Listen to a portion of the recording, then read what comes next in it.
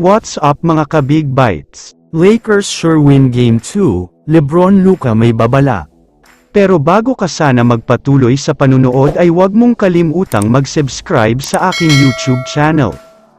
Bago ang lahat, talakayin lang muna natin ang update sa NBA playoffs, dahil after 17 years ay nakuha na ng Detroit Pistons ang kanilang unang panalo sa playoffs, matapos nilang talunin ang New York Knicks sa Game 2.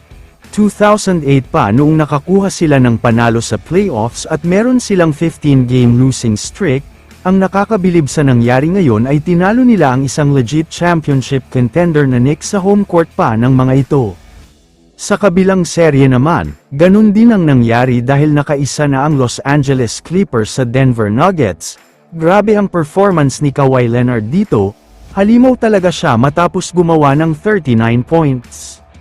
Samantala, lumipat na tayo sa much-awaited at much-anticipated Game 2 sa pagitan ng Los Angeles Lakers at Minnesota Timberwolves. Alam naman nating lahat na nakaisa na ang Wolves sa mismong home court pa ng Lakers. Hindi lang basta panalo ang nakuha nila dahil tinambakan pa nila ng husto ang Lakers, kaya ang iniisip ng lahat ay siguradong bagsak ang moral at kumpiyansa ngayon ng LA dahil tila isang major massacre ang nangyari sa team nila.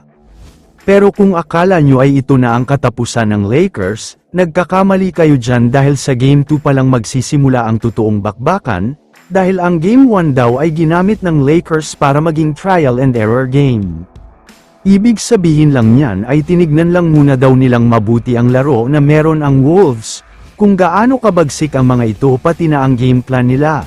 Pero ngayong nakita na daw lahat ng Lakers yan ay nakahanap na sila ng solusyon.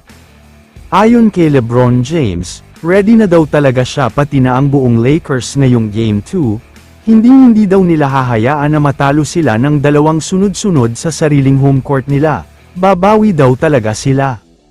Humingi naman ng sorry itong si Luka Doncic dahil sa pagkatalo nila sa Game 1, pero asahan daw nating lahat na mas ready na sila ngayon at mas ibibigay na ang lahat para manalo at makuha na ang important Game 2. Sa tingin ko naman ay lagot na talaga ang Wolves dito lalo na si Anthony Edwards, dahil mararanasan nila ang hagupit nina LeBron at Luka, hindi na ako magugulat kung matatambakan ang Wolves dahil sa kagustuhan makabawi ng Lakers.